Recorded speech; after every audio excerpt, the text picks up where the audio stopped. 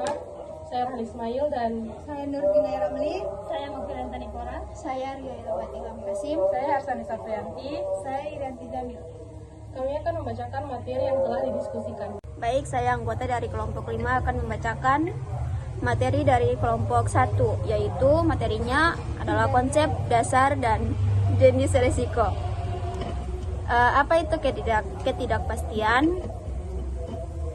Ketidakpastian ini adalah sesuatu yang tidak bisa diprediksi dan belum diketahui secara jelas hasilnya di masa yang akan datang. Dalam KBBI, arti kata ketidakpastian adalah keraguan, ketidakjelasan, dan ketidakmenentuan. Selanjutnya, apa itu resiko? Resiko dapat diartikan sebagai suatu ketidakpastian yang pasti akan terjadi di waktu yang akan datang.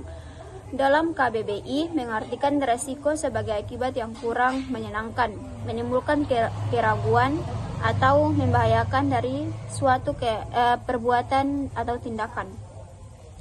Di sini ada jenis-jenis resiko. Di sini ada 3.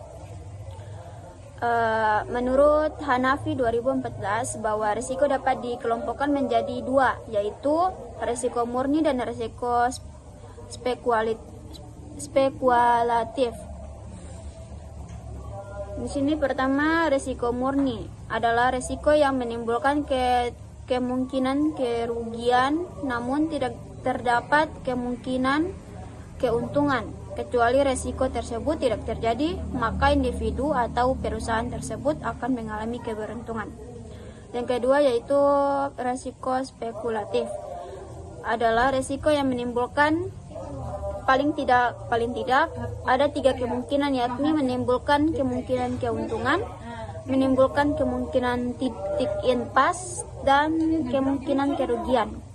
Jadi itulah materi dari kelompok 1 bab 1. Kesimpulannya, ketidakpastian ini adalah merupakan sesuatu yang tidak dapat diprediksi dan belum diketahui secara jelas hasilnya di masa yang akan datang. Ada tiga kemungkinan ketidakpastian, yaitu kemungkinan keuntungan, kemungkinan kerugian, dan kemungkinan titik impas. Jadi itulah materi dari kelompok 1. Selanjutnya akan anggota kelompok saya akan membacakan materi kelompok 2. Baik, saya dari kelompok 5 ingin membacakan materi dari kelompok 2 dengan judul Model Manajemen Risiko Bisnis. Setiap entitas dalam menjalankan bisnisnya tidak terlepas dari segala risiko yang dihadapi. Risiko dan manfaat layaknya dua hal yang memiliki permukaan sama dan berpeluang sama. Apakah risiko atau value yang didominan? Yang pertama ada model manajemen risiko berdasarkan proses. Model pendekatan manajemen risiko yang dikemukakan Umar pada tahun 1998 sebagaimana ditunjukkan pada gambar 2.1. Pendekatan ini dikenal dengan model proses manajemen risiko dengan meliputi identifikasi dan menaksir risiko yang akan terjadi, menetapkan kebijakan, melakukan tindakan, dan memantau risiko. Yang kedua, model manajemen risiko berdasarkan tingkat manajemen.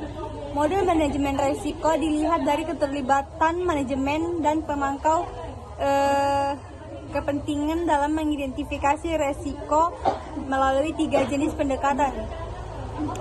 Yang pertama ada top down approach, yang kedua bottom up approach, dan yang ketiga mixed approach. Yang pertama itu top down approach, itu proses pengambilan keputusan difokuskan di tingkat pusat. Pendekatan ini dilakukan melalui full top down mode on traveling to top down mode. Yang kedua ada bottom up approach. Keputusan diambil di tingkat manajemen operasional yang dapat dilakukan staf dan dapat didaftarkan secara online. Yang ketiga ada mixed approach. Proses pengambilan keputusan melibatkan manajemen puncak dan pimpinan serta menjustifikasi serta mengelola risiko. yang ketiga ada model framework manajemen risiko. Yang pertama ada identifikasi risiko. Proses yang umumnya dijalankan untuk merumuskan manajemen risiko yaitu menyandingkan tingkat risiko. Yang kedua ada analisis rasio. Yang ketiga ada respon risiko. Keempat evaluasi risiko. Dan yang kelima, cukup itu sampai 4. Yang keempat ada capability maturity model integration atau CMMI. Untuk mendapatkan manfaat dari manajemen risiko, pertama untuk memiliki pandangan tentang pendekatan pengelolaan risiko, model untuk memfasilitasi proses serta pedoman untuk meningkatkan pendekatan manajemen risiko. Yang kelima ada model risk exposure calculator. Model paling sederhana untuk mengelola risiko intern adalah kalkulator ekspor risiko. Yang keenam ada risk maturity model. Model ini dikemukakan oleh Hilson pada tahun 1997. Memiliki 4 tingkat kematangan standar yaitu naif, pemula, normalisasi, dan netral yang diukur dalam 4 atribut: budaya proses, pengalaman, dan aplikasi. Yang ketujuh ada capability maturity model integration. Model yang memiliki fasibilitas luas adalah SEA CMMI yang berasal dari Software Engineering Institute of Carnegie Mellon University USA. Model ini dideskripsikan dalam 6 level. Yang kedelapan, model maturity focus ISO 300.000. Model kematangan adalah suatu alat menuju cara berbisnis yang makin terorganisir dan sistematis, melibatkan orang, organisasi, dan proses. Sekian itu saja dari materi kelompok 2. Saya akan melanjutkan pemateri selanjutnya. Saya anggota dari kelompok 5 ingin membacakan materi dari kelompok 3 dengan judul Risiko Bisnis pada Aplikasi Media Sosial. Pengertian dan latar belakang teknologi digital pengguna internet menggunakan teknologi internet dalam berbisnis global semakin meningkat, memberikan jangkauan lebih luas dan menghubungkan lebih banyak orang. E-commerce di Indonesia 171,17 juta orang di Indonesia menggunakan internet 2018. 95% diantaranya untuk jejaring sosial. Peningkatan penggunaan media sosial, 93% pemasar menggunakan media sosial untuk berbisnis. Aplikasi media sosial, pengertian e-business. E-business adalah kegiatan bisnis yang menggunakan teknologi informasi untuk transaksi dan komunikasi. Urban dan Timer 2008. Jenis-jenis media sosial. 1. Social networks, Facebook, Instagram, Flick, dan lain-lain.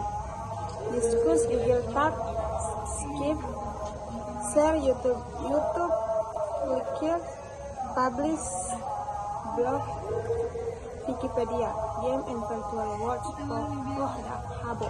Manfaat aplikasi dan media sosial. E-commerce, proses jual beli secara digital menggunakan jejaring internet. Digital marketing, pemasaran produk atau jasa melalui media digital. Keuntungan memperluas pasar, biaya rendah, tidak ada batasan geografis, dan memperoleh koneksi baru. Risiko bisnis pada aplikasi media sosial. Risiko dari sudut pandang produsen. 1. Persaingan banyak. Tetap bisnis yang menawarkan produk serupa, kerugian dan penipuan. Risiko penipuan karena transaksi dilakukan tanpa pertemuan langsung. Permintaan pasar yang berubah, perubahan tren yang mempengaruhi stok produk, masalah pemasaran, konten yang tidak menarik dan merusak bisnis. Risiko dari sudut pandang konsumen. 1. Kepercayaan. Faktor kepercayaan mempengaruhi niat konsumen untuk bertransaksi. 2. Persepsi risiko. Risiko keuangan, KOLS produk, dan privasi menjadi faktor yang mempengaruhi keputusan konsumen. Cara mengatasi risiko pada aplikasi media sosial. Perencanaan bisnis. Rencana bisnis secara matang dan terperinci. Perencanaan manajemen risiko. Tentukan proses mengatasi risiko bisnis. Implementasi rencana. Ikuti rencana bisnis dan evaluasi rutin. Pembukaan yang tepat. Lakukan pemecatan dalam yang rapi dan tepat. Riset dan pelan kenal kebutuhan pasar dan menekan persaingan. Waspada kepada penipuan yang menjaga stok yang tepat. Ini kesimpulannya, perubahan transaksi jual beli keberadaan internet menggunakan cara jual beli masyarakat mendorong munculnya pelaku bisnis online. Media sosial sebagai sarana promosi. Media sosial menjadi alat promosi utama untuk pemasaran digital. Risiko bisnis meliputi persaingan ketat, penipuan, dan ketidakpastian pasar yang dapat diatasi dengan perencanaan yang matang. Mungkin itu saja pemaparan materi dari kelompok 3. Selanjutnya akan dilanjutkan oleh pemateri selanjutnya. Saya anggota dari kelompok 5 ingin membacakan materi dari kelompok 4 bab 11 dengan judul Risiko Pembayaran Uang Digital. Perkembangan teknologi finansial telah membawa transformasi signifikan dalam sistem pembayaran global, termasuk di Indonesia. Uang digital atau yang disebut sebagai mata uang digital atau pembayaran elektronik telah menjadi alternatif populer bagi transaksi konvensional. Kemudahan, kecepatan, dan efisiensi yang ditawarkan oleh uang digital membuatnya semakin diminati oleh masyarakat, pelaku bisnis, dan pemerintah. Namun di balik manfaatnya terdapat berbagai risiko yang perlu diwaspadai dan dikelola dengan baik. Definisi uang digital. Uang digital merupakan hasil inovasi dan finansial teknologi berupa sarana yang dijadikan sebagai alat pembayaran atau alat tukar untuk transaksi melalui internet.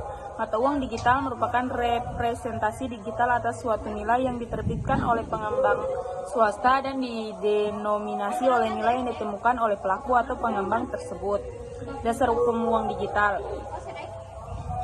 Dasar hukum uang digital, sistem pembayaran menentukan kelancaran aliran barang dan jasa, sehingga penyelenggara uang digital telah diatur dalam regulasi dari negara. Hal tersebut dapat ditinjau dari Undang-Undang Republik Indonesia Nomor 7 Tahun 2011 tentang mata uang, 2 Peraturan Pemerintah Republik Indonesia Nomor 82 Tahun 2012 tentang penyelenggaraan sistem dan transaksi elektronik.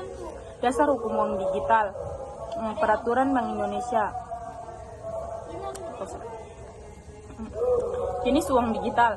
Jenis uang digital berdasarkan tercatat atau tidaknya data identitas pemegang pada penerbit uang digital dibagi menjadi uang digital registered, uang digital yang dimana uang digital yang ada di identitas pemenangnya tercatat atau daftar pada penerbit uang digital. Dalam kaitan ini, penerbit harus menerapkan prinsip mengenai nasabah dalam menerbitkan uang digital registered. Uang digital unregistered, uang digital yang data identitas pemegangnya tidak tercatat atau terdaftar pada penerbit uang digital. Manfaat penggunaan uang digital. Penggunaan uang digital sebagai alat pembayaran dapat memberikan manfaat sebagai berikut.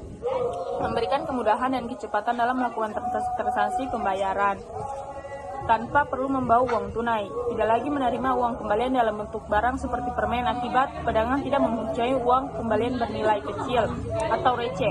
Sangat accessible untuk transaksi massal yang dinilainya kecil namun frekuensinya tinggi seperti transportasi, parkir, tol, fast food, dan lainnya. Resiko uang digital, cryptocurrency.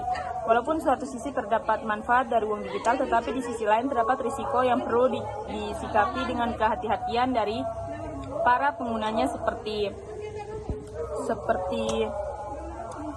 risiko uang digital hilang dan dapat digunakan oleh pihak lain karena ada prinsipnya uang digital sama seperti uang tunai yang apabila tidak dapat diklaim kepada penerbit. Risiko karena masih kurang pahamnya pengguna dalam menggunakan uang digital. Risiko uang digital.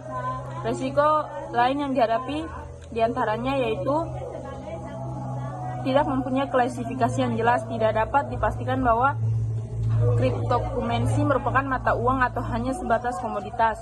Pemahaman masyarakat awam mengenai kriptokumensi yang masih kurang jelas sehingga berakibat pada kurangnya penerimaan. Adanya scam yang merupakan sebuah tindakan penipuan yang mengakibatkan beralihnya kepercayaan orang terhadap sesuatu. Baik, itu saja yang dapat saya sampaikan, akan dilanjutkan oleh pemateri berikutnya. Baik, saya akan membacakan materi dari kelompok 5 dengan judul Tren Bisnis Startup dan Potensi Risikonya. A. Definisi perusahaan startup. Secara bahasa, perusahaan riset startup didefinisikan sebagai satu usaha yang baru saja dimulai oleh operasionalnya. Dalam rumusan yang lebih akademis, seorang pelaku bisnis startup dan penggemar di Stanford University, Harvard University mendefinisikan sebagai organisasi berbagai model. Startup juga didefinisikan sebagai perusahaan skala kecil baru dari perusahaan terlalu beberapa individu di mana mereka sendiri juga ikut bekerja dalam perusahaan tersebut. Ciri-ciri startup ada 4. Yang pertama, memiliki karyawan minimal 50 orang dan maksimal 150 orang. Yang kedua, berusia kurang dari 10 tahun. Yang ketiga, bersifat independen. Yang keempat, berada di lingkungan geografis yang terbatas. Kemudian, startup dan potensi kerugian. Kerugian startup tidak dapat dilepaskan adalah faktor adanya pertumbuhan market baru, akses kepada teknologi dari sumber pemadalan pada umumnya. Startup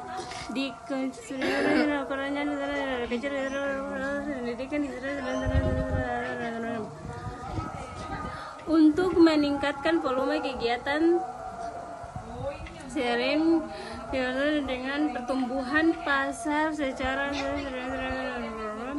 akan tetapi biasanya pertumbuhan yang mengalami tantangan besar akibat gejala PHK pun tidak dapat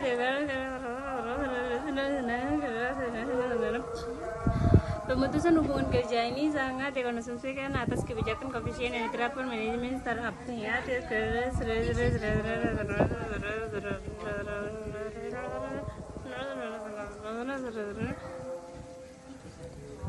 Kemudian C, beberapa sumber masalah bisnis startup.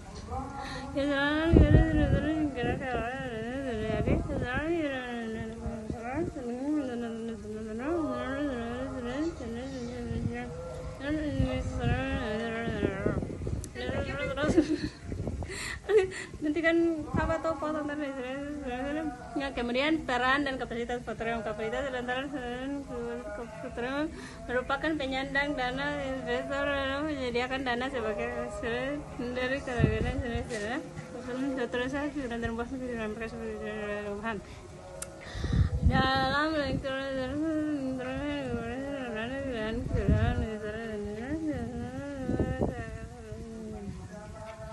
Sekian, terima kasih. Wabillahi taufiq. Wassalamualaikum warahmatullahi wabarakatuh.